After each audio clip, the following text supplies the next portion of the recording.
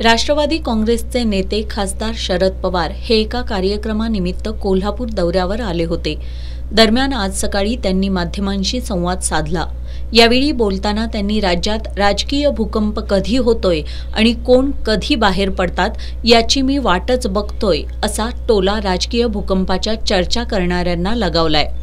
स्थानिक स्वराज्य संस्थांच्या निवडणुका स्वबळावर लढण्याची इच्छा उद्धव ठाकरे यांनी व्यक्त केली होती। याबाबत आपली त्यांच्याशी सविस्तर चर्चा झाली असून ते कोणताही टोकाचा निर्णय घेणार नाहीत अशी आशा शरद पवार यांनी व्यक्त केली। देशाचे गृहमंत्री अमित शहा यांच्यावर टीका करताना ते सतत जे काही बोलतायत त्याची नोंद महाराष्ट्रातल्या राजकीय नेत्यांनी घेतली आहे असं सांगून शहा यांच्या बोलण्याचा टोन अति टोकाचा आहे, त्यांच्या बोलण्यात कोल्हापूरची संस्कृती दिसून येत नाही अशी टीका शरद पवार यांनी व्यक्त केली। विशेषतः अमित शहा हे सातत्याने हल्ली जे काही बोलतात त्याची नोंद महाराष्ट्रातल्या विरोधी पक्षाच्या सगळ्या नेतृत्वांनी सतत घेतली आहे।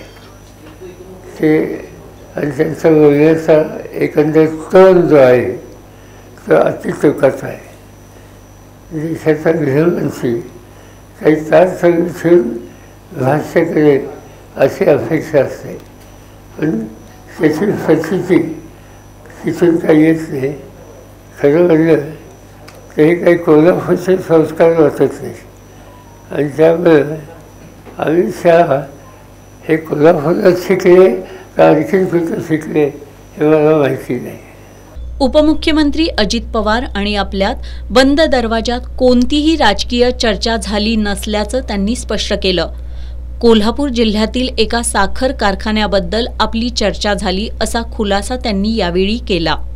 या पत्रकार बैठकीला व्ही.बी. पाटील, समरजित सिंह घाटगे, आर.के. पोवार, रामराजे कुपेकर, नंदाताई बाभुळकर, स्वाती कोरी, बी.के. डोंगरे यांच्यासह राष्ट्रवादीचे पदाधिकारी उपस्थित होते।